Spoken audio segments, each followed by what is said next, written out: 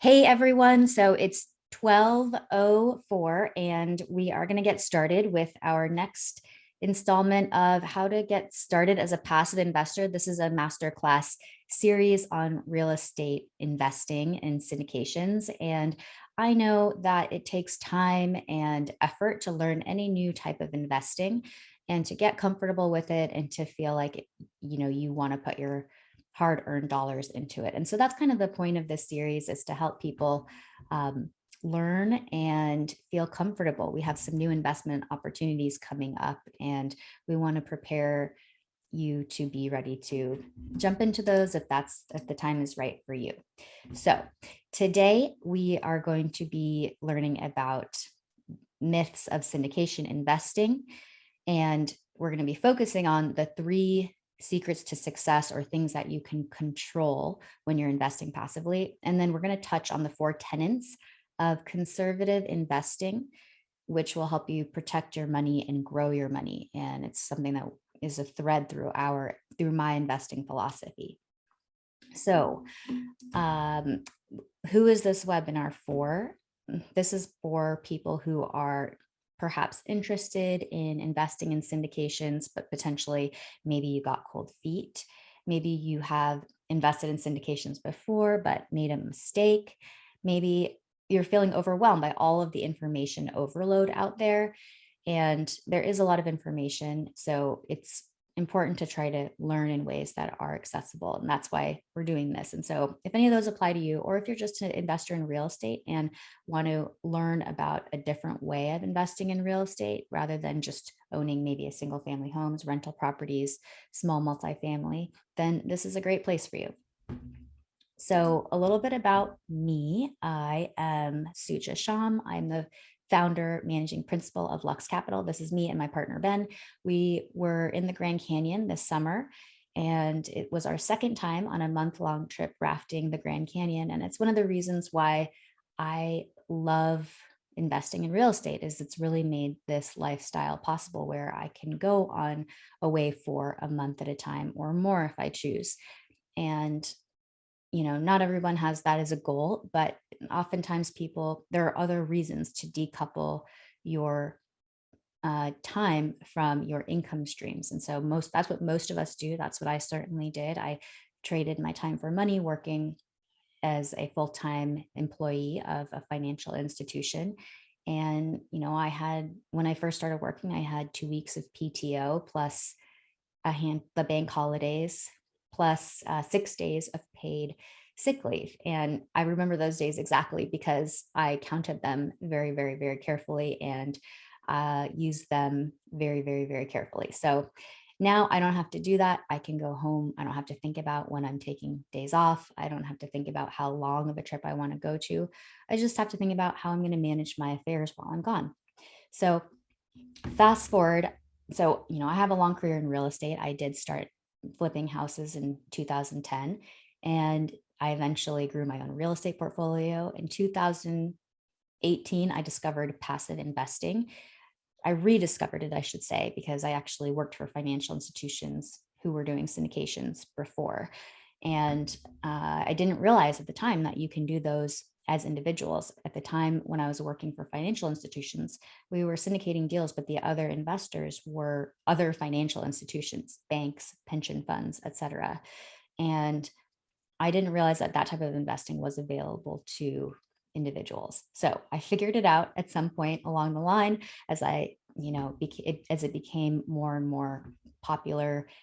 And that's what I did. And fast forward, after the last couple of years, we are now invested as a firm in 37 properties. We have over 1,850 self-storage units that have a total portfolio value of 132 million. Just so much has happened. We have over 250 verified investors, and over 40% of our investors are repeat investors, which is something that we're really proud of, because we really want to provide a service that encourages and is something that people want to keep coming back to. So here's some pictures from the last year. We've got visiting properties, doing due diligence. I launched my podcast called Passive Income Unlocked, which is another great place to learn and be inspired by other investors who have made a life by design. And we've gone to grand openings, we've visited construction sites, lots of great stuff has happened. So, but you're not here for me, you're here for you. So, what is coming next? This is part of our How to Invest, How to Get Started as a Passive Investor series. And we're going to be covering all of these different types of topics. And today we're focusing on the 3 secrets to control. So, stay tuned for more basics. I mean, there's a lot of information to cover, so we're going to be kind of focusing in on a few different pieces every time, but you'll start to notice that there are common threads. And the more that you kind of expose yourself to these themes and to the concepts that we're introducing, the more it will become second nature to you.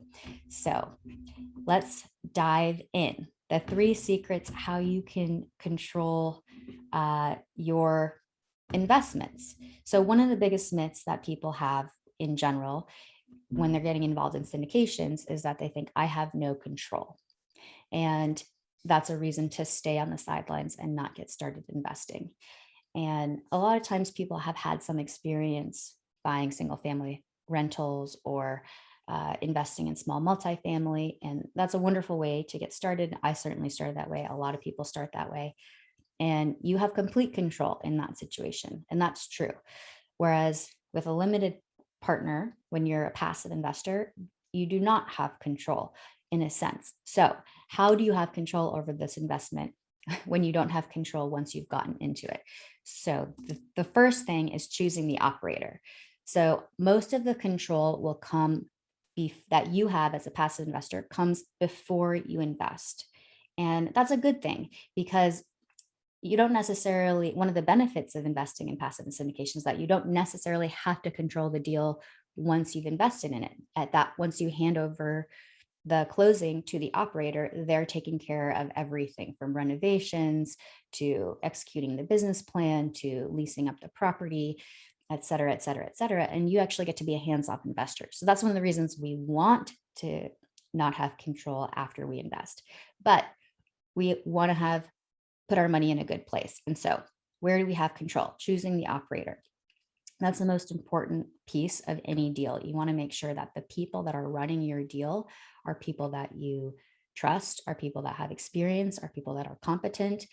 And let's dive into some of those. So, in a more specific sense, let's talk about what is their investment philosophy.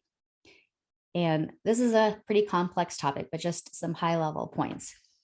Is the operator focused on cash flow? Are they focused on appreciation? There's 2 different ways of getting returns from a deal. The first is when a deal cash flows. So during the life of the whole period, you can get cash flow from the rents that are paid, typically. And at the same time, the property is appreciating in value, but you don't actually see any of that until there's a liquidity event. Sometimes liquidity events come in the form of a refinance. You can get a chunk of your money back. And this is usually a goal of any operator to refinance. However, it's not always prudent to put the refinance in the underwriting of a deal. If you see someone doing that, and if that's how they're justifying their returns, then I would say that's something to evaluate closer. I tend to prefer not to put those projections into the deals because you just don't know if you're going to be able to refinance in year 2 or year 3, typically. Sometimes there is an agreement in place that is more of a sure thing, but the point is that in general, you want to make sure that your operator is producing a conservative approach to investing. And that means not necessarily putting a refinance in the projections. So there's also 2 different types of operators. So there's some operators that are buy and hold operators, and there's some operators that really like to sell the property and then buy new properties. And so these are 2 different philosophies. I don't think that one is necessarily better than the other, but it's important to understand the difference. So some people will say it's a 10-year hold and they want to provide infinite returns. And so what that means is that they will be returning capital through a refinance. And that is like probably reasonable to happen between years 3, 4, and 5. And at that point, you get your money back and then you get unlimited returns. So it's like you get infinite returns, which means that you have no money in the deal and you're still getting returns. So that's one type of operator. And then there's other operators that prefer to sell and then start the whole process over again. And it's just a different philosophy.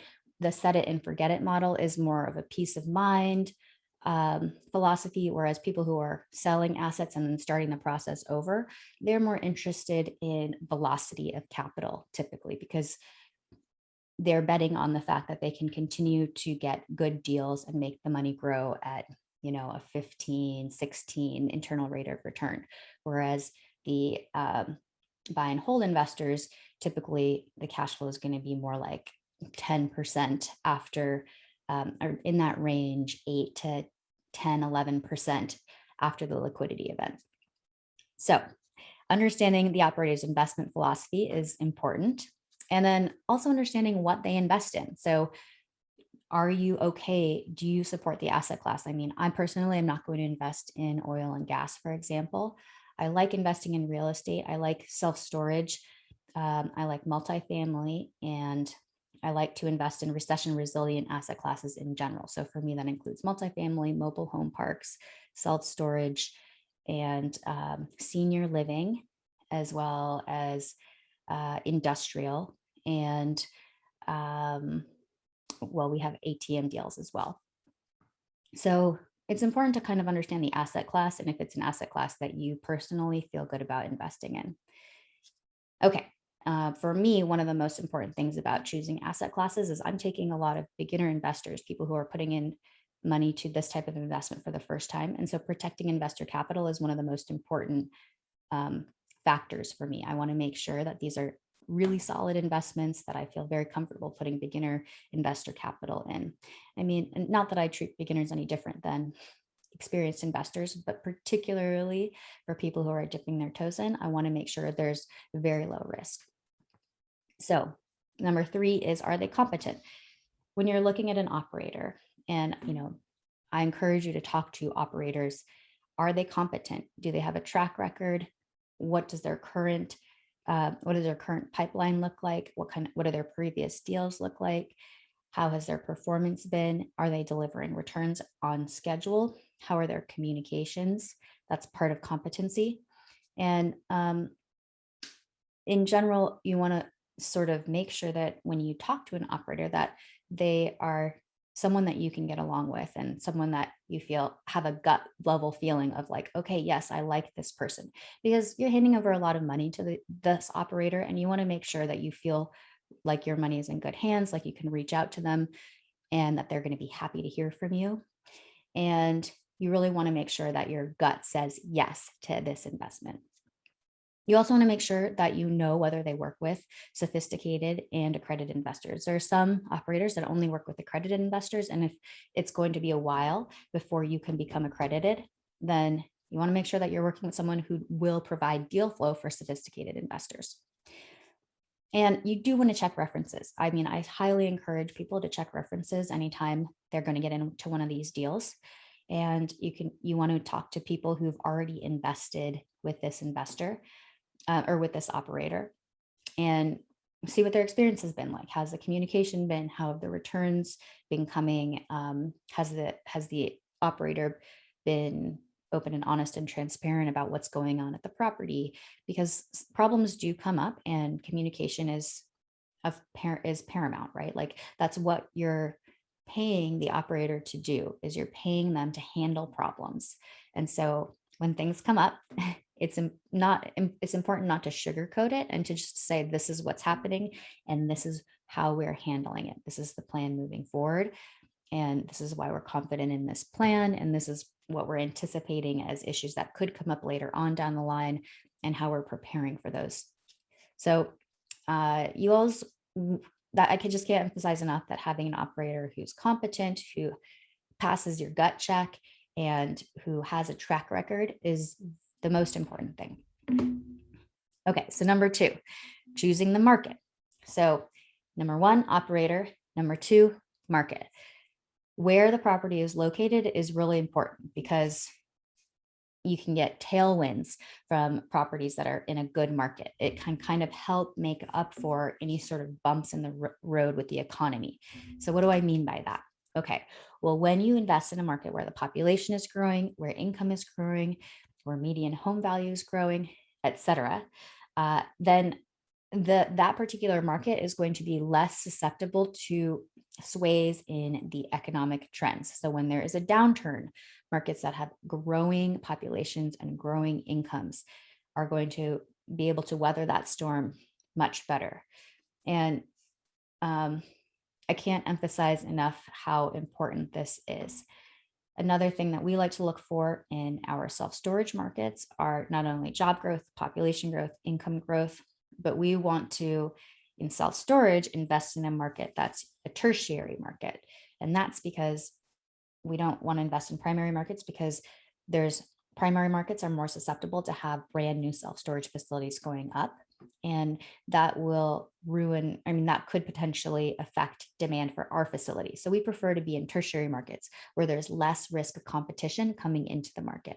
So, choosing a market, it is important to look at population and income, but it's also important to understand the particular asset class that you're looking at, and specifically what kind of market you want to be in with regards to that. So we're still investing in tertiary markets that have population growth and income growth, but we are not necessarily in the primary markets. So some nuance is always important. When you're looking at multifamily, it is helpful to be in a landlord-friendly market. Although I talk to investors all the time who are, to operators all the time who are in primary markets, who are in the West Coast cities, and they also find ways to manage. So it's just something to know. Like, if you are going to be in a market that has tenant-friendly laws, do your research and say, okay, how are they handling these issues? Like, what's going on in the market? Are people paying rent? Is it difficult to evict? And how do we budget and prepare for that? So I'm not saying that you should only invest in landlord-friendly markets, but it's something to be aware of, right? Because that environment is going to have different challenges than an environment where the laws are more landlord friendly. And, I'm never a proponent of treating people poorly. It's just that in landlord friendly environments, you can have bad actors, either who are tenants or landlords. And so really it's about the ability to treat people with respect. And, we always like to feel like we're going to be good landlords, and we're going to be treating people with respect and giving people opportunities to make their payments and whatnot. It's just so happens that in some West Coast cities, or cities like large urban areas, it can be very difficult to execute a business plan with the laws that are in place. So anyways, there's a lot of nuance there, but part of the whole learning process is learning how to choose the market. Okay, number 3, choosing the deal. So we talked about choosing the operator, choosing the market, and now we got to look at the deal. So how to choose the deal. First of all, have you ever evaluated a deal before? If not, then it would be very important for you to get to a point to feel proficient in evaluating a deal in order to feel comfortable investing in a deal. And so that's what we're going to talk about right now. And again, this is like somewhat high level, but the more you start exposing yourself to this type of knowledge, and we're going to do a deep dive into the deal later on, then you'll start to understand what is important about investing and what to consider in all aspects of this investing. So choosing the deal. So first of all, look at the basics. What is the asset class?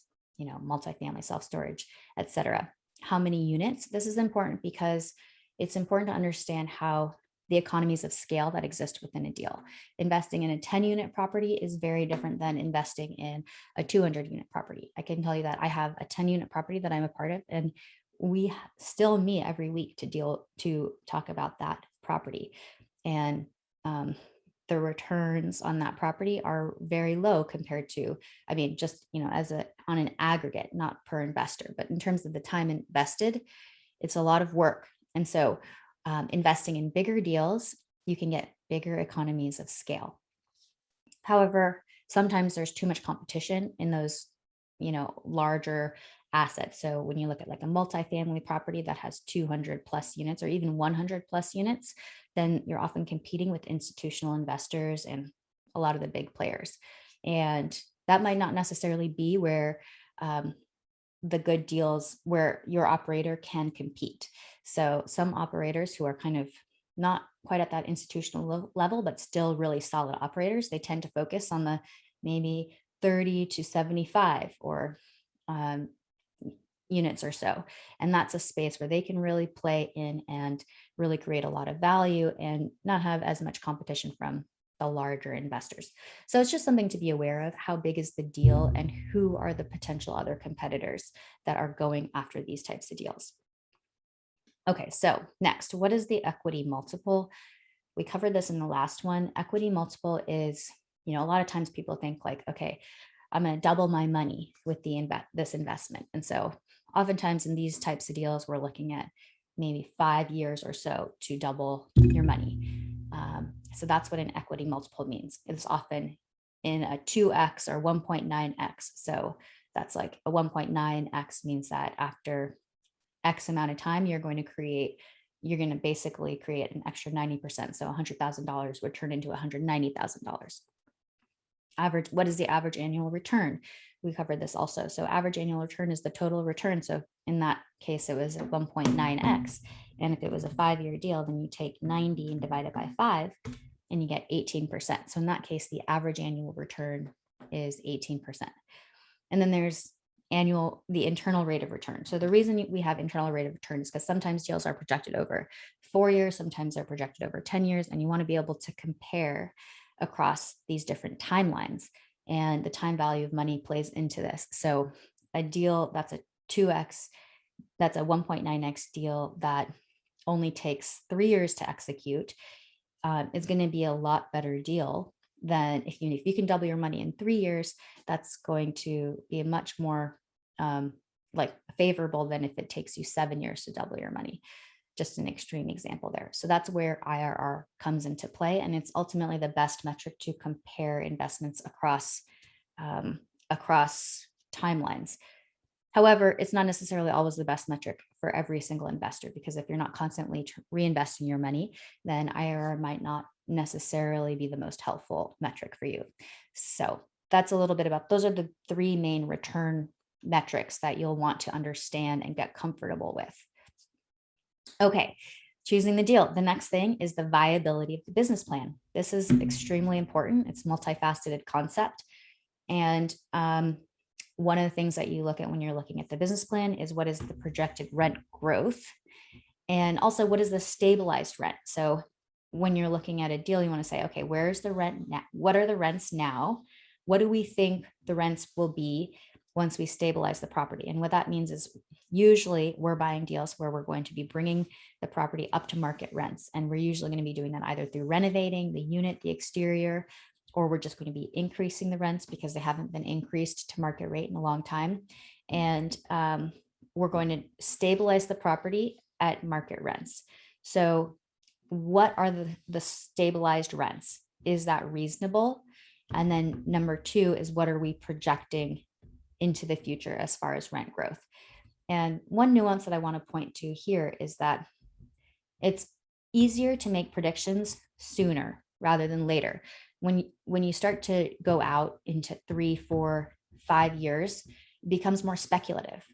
Right now, it's much easier to say, well, I think the stabilized rent is X, because you're actually able to compare data right now. So projections that are sooner are more supportable. Projections that are later are less supportable. So when a sponsor is being aggressive with the stabilized rent, that is more supportable than projecting high rent growth in years 3, 4, 5, because we just really don't know what the economy is going to look like. So can the economy support 4%, 5% growth? When multifamily, I personally don't necessarily think that would be something that I'd want to invest in. I'd want to make sure that we're kind of more in the 3% rent growth at the most, as far as projecting rent growth in later years. However, earlier on, it's okay to be more aggressive if you can support it. So viability of the business plan. What is a projected rent growth? What is a projected vacancy? That's another important metric that we're looking at. We want to be super conservative in our projections. It's much better to be conservative and then overperform in our projections. And that means that we're not necessarily presenting the sort of sexiest return profile all the time.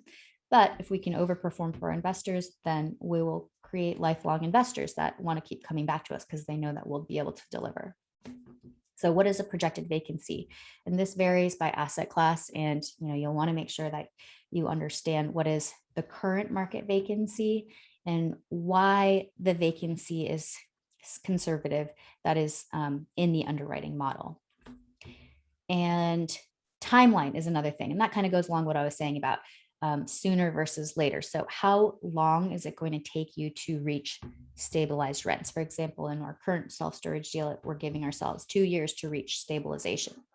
That's a really long runway. We think that's very, very conservative.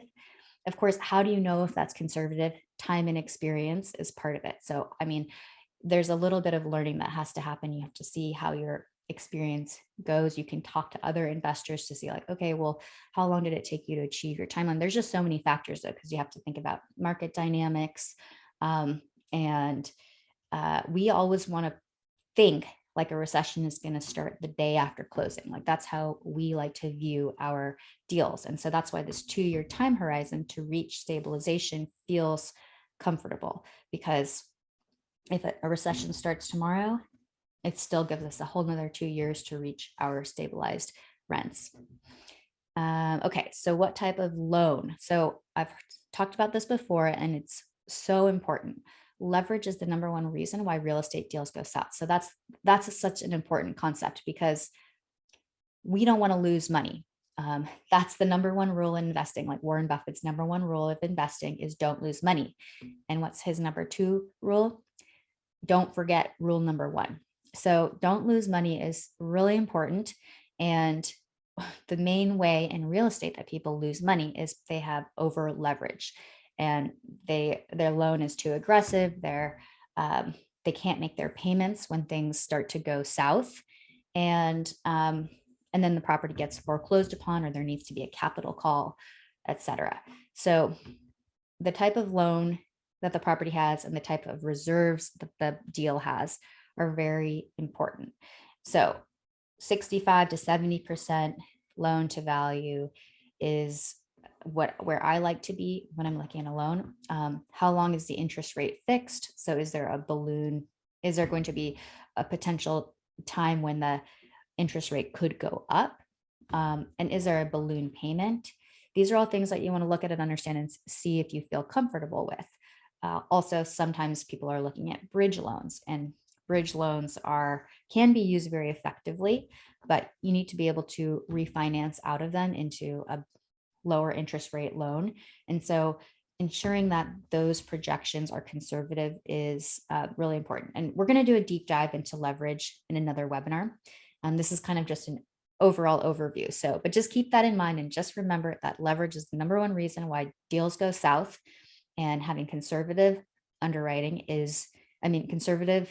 a conservative loan is a favorable thing. Of course, you need to balance conservative leverage with actually having leverage, because that's how we make money in real estate is through leverage. So it's always a balance.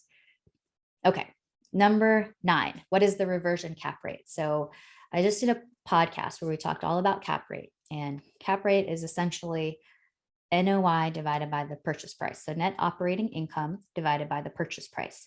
Net operating income is your income minus your expenses, not including your loan payment, divided by the purchase price. So what that basically means is how much money are you going to make on an annual basis if the property was purchased in cash. So like on $1 million property, say you purchase a property for $1 million and there's $50,000 of cash flow. So 50,000 divided by $1 million is 5%. So that's a 5 cap. Of course, you might have loan payments, right? So if your loan payment, and let's just use easy numbers. So if like the loan payment was $30,000, that's how much you paid to your mortgage company, then you have only $20,000 in cash flow. So, but that's what a cap rate is NOI, which is above the line, below, and then you've got, so NOI divided by purchase price. And this is kind of a moving target and moves with the market. So if the market gets hotter, then cap rates go lower. So somebody in 2021 might be willing to pay, $1.1 million for, well, maybe not $1 million and 50,000 and 1 million, and I guess it would be 50,000, would be 1.2. Anyways, basically, as the market gets more competitive, then people are willing to pay more for the same income stream. And also that applies to different markets. So usually in like primary markets like San Francisco, New York, LA, Chicago, people are willing to pay more for the same income stream as compared to a tertiary market or something that's like more rural. So what is the reversion cap rate? We always want to assume that the cap rate's going to go down. And that's something that you want to look at when you're looking at the underwriting projections. We want to make sure that the operator is assuming that the market's going to go down, that the economy is going to get worse. And that's why we want to make sure that the cap rate is higher than it was at purchase. But of course, with cap rate, it's such a difficult concept to actually nail down, because you really have to understand what's behind your cap rate numbers. And we're going to do a deep dive into that coming up. Okay. And then lastly is comps. We want to make sure that we're not the top dog in the market, because, just like the saying goes, you want to buy the ugliest house on the street. Not necessarily always true with commercial real estate, but you do want to make sure that you're not the top dog. You want to make sure that there's room to increase your rents, to make your property nicer. And you want to make sure that you are going to be able to be competitive once you increase your rents and improve the property, etc. Okay, so that's just to review the 3 things that you can control. These are the top ways that you can control your investing. And it all happens before you invest in the deal. You want to focus on choosing the right operator, choosing a good market, and choosing a good deal that you're comfortable with. Okay, so let's pivot really quick and review the 4 tenets of how to invest conservatively, mitigate your risk, and protect your money. So number 1 is capital preservation. One of the reasons that I don't have a huge stock market portfolio is because I saw what happened in 2008. I saw my parents' 401ks go down by 40%. And yes, the market did recover. But, as Warren Buffett said, the number 1 rule is don't lose money. And it actually took a really long time for everyone's portfolios to recover. And I would prefer to preserve my capital and have it continue to grow at a steady rate rather than be subject to the volatility of the stock market. Everybody's pretty excited about stock market investing right now. It's 2021 and things have been going bonkers, but we can't necessarily count on that every single year going forward. So having a large piece of your portfolio invested in alternative asset classes is, in my opinion, the most advantageous way to invest your total portfolio. Number 2, cash flow. So I like to invest for cash flow. That means I do have a couple development deals or one development deal that we're in. But in general and overall, I want to invest for a balance of cash flow and appreciation. And we talked about that earlier. So I like to have some passive income coming in, but I'm still in the accumulation phase of my wealth building. And so I need to make sure that I'm not just getting cash flow, which is very, very awesome for lifestyle and some of the reasons that we talked about before, but appreciation is really important for growing the nest egg. And so I like to have a balance of, this should say 4 tenets. And the last tenet is tax benefits. So the tax benefits associated with real estate are just really powerful. Keeping more of your money is really powerful. And we get to supercharge that with commercial real estate investing because we can take depreciation upfront using cost segregation studies, et cetera. And so, that's just a sort of general concept that the tax benefits are really good with real estate. And that ties into the time value of money. So we get to keep more of our money now so we can keep investing it. And we're not giving as much of it back to the government. And that's not to say that, the government doesn't need taxes, but the government, we start to think about the tax code as an incentive structure rather than as anything else. And so the government is incentivizing us actually to invest in real estate because it's what builds our country. Okay, so, well, that is our masterclass for today. Just to review, we talked about the 3 secrets, the 3 main ways to have control in a deal. All of those happen up front before you get into the deal, choosing the operator, choosing the market, and choosing the deal. So I hope you learned at least one new thing. After this presentation, we're going to stop and take questions. If you haven't already joined our investor club, you will not be getting deals from us to review and evaluate and practice your evaluation skills. So make sure to join our investor club so that you can get access to the deals and who the Lux Cap Investor Club is for. It's for people who are just starting out. It's for people who are pros at investing. It's for people who are doing this on the side, or if you're doing this full time. And it's for people who are either haven't done a deal yet or who are invested in several deals. So thank you so much, everyone, for coming on this masterclass series. Really excited to have you all here. And I'll talk to you soon.